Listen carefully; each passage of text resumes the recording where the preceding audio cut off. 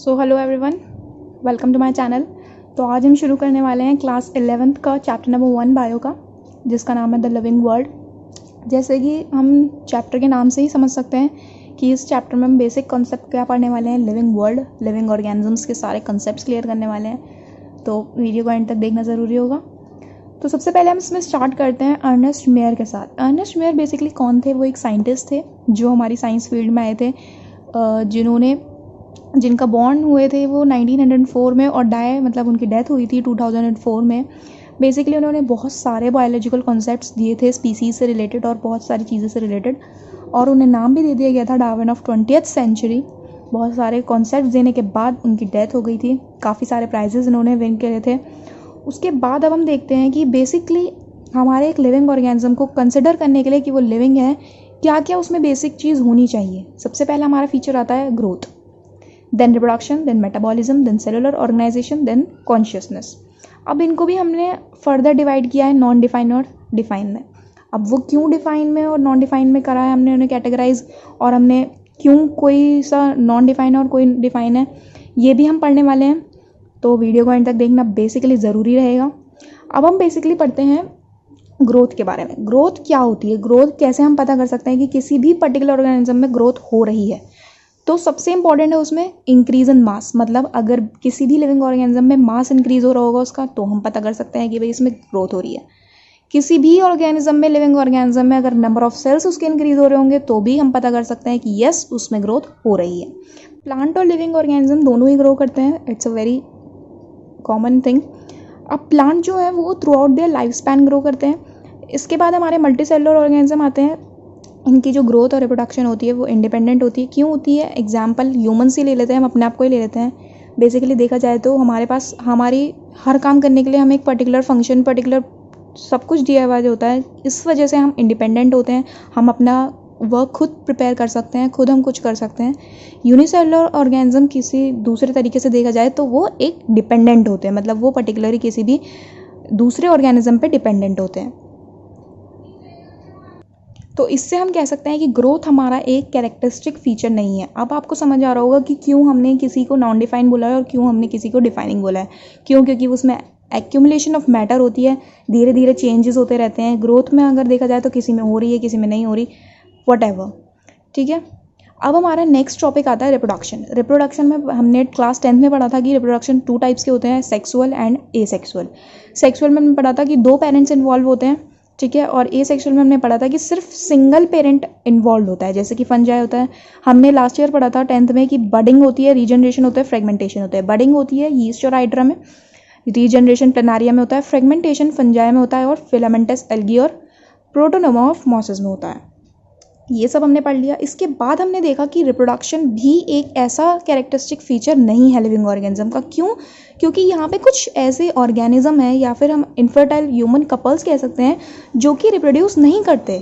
So basically हमने इन्हीं features पे, इन्हीं बातों को देखते हुए हमने ये बात बोली कि रिप्रोडक्शन भी एक कैरेक्टरिस्टिक फीचर नहीं है। Next thing is metabolism. Metabolism अगर हम नीट के व्यू से देखें, नीट के पॉइंट ऑफ व्यू से देखें, तो मेटाबॉलिज्म किस उससे बना है, क्या बेस था उसका? कैटाबॉलिक और एनाबॉलिक के ऐड होने से ही जाके मेटाबॉलिज्म वर्ड बना है। मेटाबॉलिज्म बेसिकली होता क्या है? मेटाबॉलिज्म होता है sum total of all chemical reactions occurring in our body. जो भी केमिकल रिएक्शंस हमारी बॉडी में हो रही हैं, किसी भी लिविंग ऑर्गेनिज्म की बॉडी में हो रही है, उससे हमने नाम दिया हुआ है मेटाबॉलिज्म। मेटाबॉलिज्म अगर देखा जाए इन विट्रो है, अगर इन विट्रो को देखा जाए वो नॉन लिविंग थिंग तो नहीं है, मतलब लिविंग थिंग तो नहीं है, लेकिन हाँ एक लिविंग रिएक्शन ज़रूर है। तो मेटाबॉलिज्म को इसलिए हम कंसिडर करते हैं कि वो एक कैरेक्टरिस्टिक फीचर है।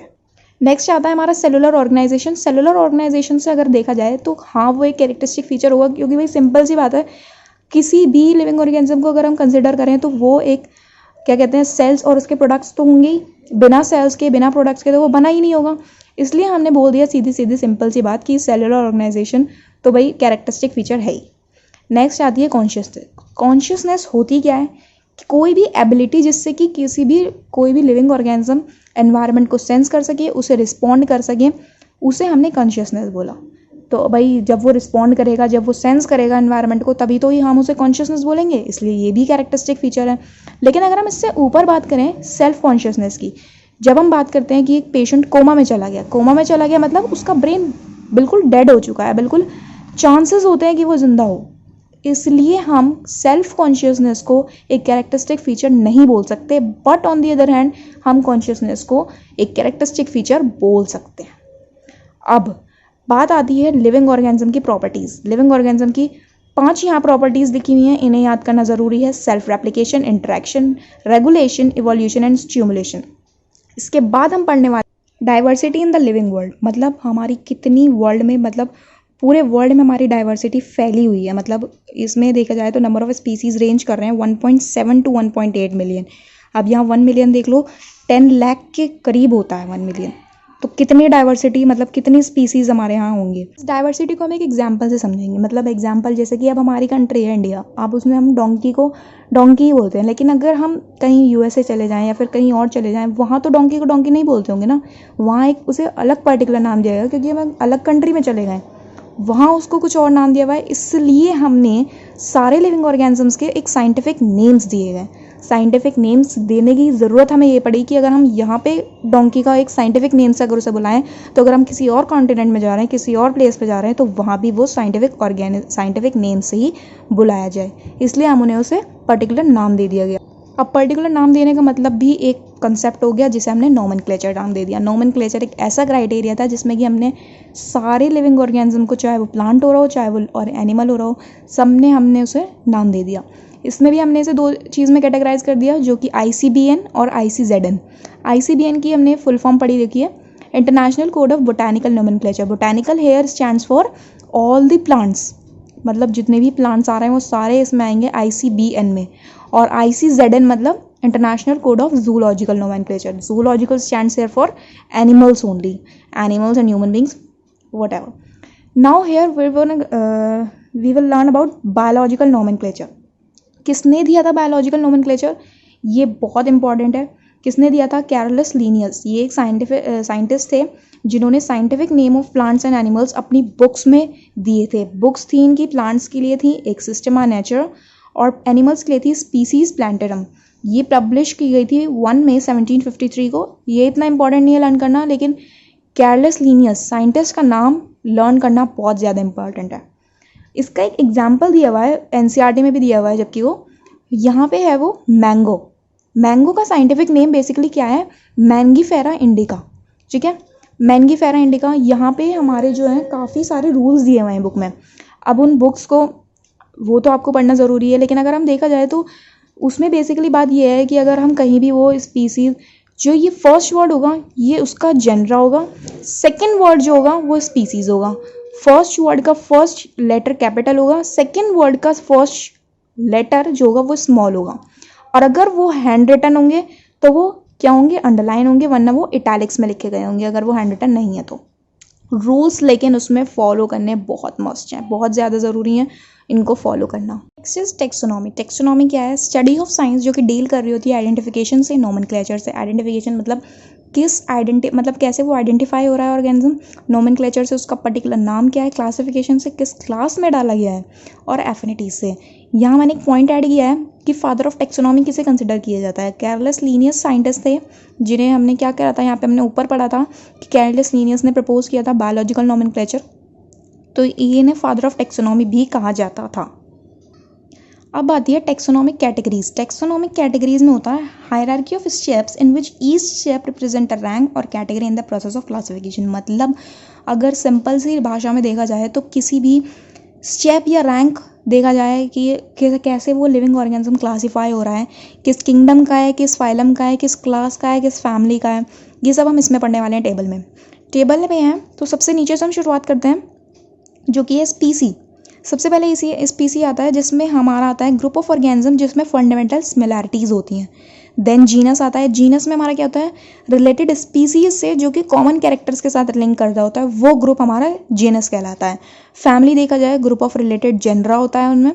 ऑर्डर में हमारे ग्रुप होते हैं रिलेटेड फैमिलीज़ के। क्लास में हमारे रिलेटेड ऑर्डर्स के ग्रुप होते हैं, और फाइलम में होते हैं हमारे रिलेटेड क्लासेस के। किंगडम में किसके होते हैं? Group of related phyla. ये नीचे से ऊपर चलती है, तो इस बात का हमें ध्यान रखना है। इसके लिए मैंने छोटी सी ट्रिक बनाई है, ज़्यादा खास तो नहीं है, बट हाँ याद करने के लिए आया सही है। Super genius family Oreo chips peanut खाते हैं। ये एक सिंपल सी ट्रिक है, ज़्यादा ऊंची नहीं है, बट हाँ सही है। याद करने के लिए, मेरे को तो याद हो गई, बाकी आप देख लेना। तो ये एक सिंपल सी ट्रिक के साथ, लेकिन इसमें हमारी एक बात है कि हमारी एनसीईआरटी के बुक में एक टेबल दी गई है, पेज 11 मैंने मेंशन भी किया है यहाँ पे, देख लीजिएगा आप लोग। उसे लर्न करना थोड़ा सा इंपॉर्टेंट है क्योंकि वो पेपर में कभी कभार पूछ लिए जाते हैं, तो इसे देख लेना एक बार। इसके बाद आता है टेक्सोनॉमिकल एड्स, मतलब जो आर्टिकल्स के मामले में देखा जाए तो जो भी हमें हेल्प कर रहा है कि हम कैसे उसे क्लासीफाई कर रहे हैं, कैसे आइडेंटिफाई कर रहे हैं, किस तरीके से हम उसे करेक्ट कर रहे हैं उसे, किसको, ऑर्गेनिज्म को। तो जो भी हमें हेल्प कर रहे हैं उस चीज़ में, वो हमारे टेक्सोनॉमिकल एड्स कहलाए जाते हैं, जिसमें हर्बेरियम आता है, बोटेनिकल गार्डन आ गया, म्यूजियम आ गया। हर्बेरियम क्या है? Store house of collected plant specimens that are dried present preserved on sheets, preserve किए जा रहे हैं शीट्स पे।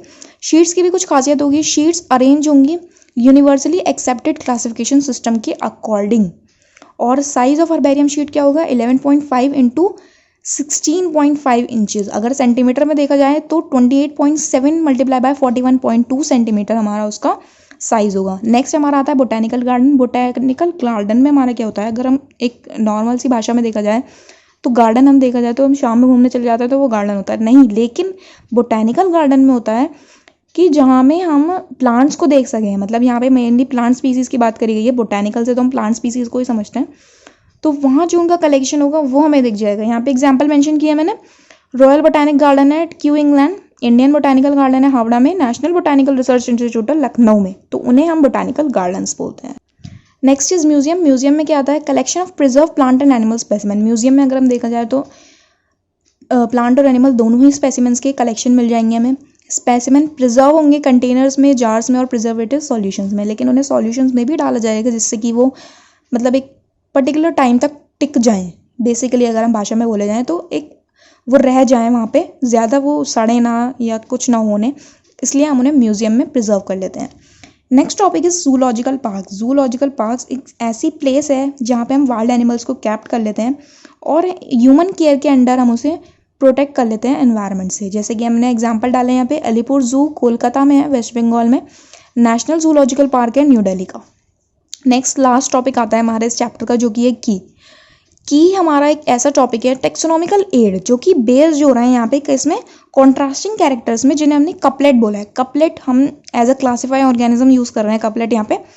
कपलेट अब दो टाइप के होते हैं। Couplet has two opposite statement each called lead. एक तो ये हो गया कि कपलेट की दो अपोजिट स्टेटमेंट होंगी और हर एक स्टेटमेंट लीड कहलाई जाएगी। और एक ये चीज़ है, पहले इसे देख लो, separate keys for separate taxonomic categories needed. अब हर एक टेक्सोनॉमिक कैटेगरीज के लिए हर एक सेपरेट की यूज़ करी जाएगी।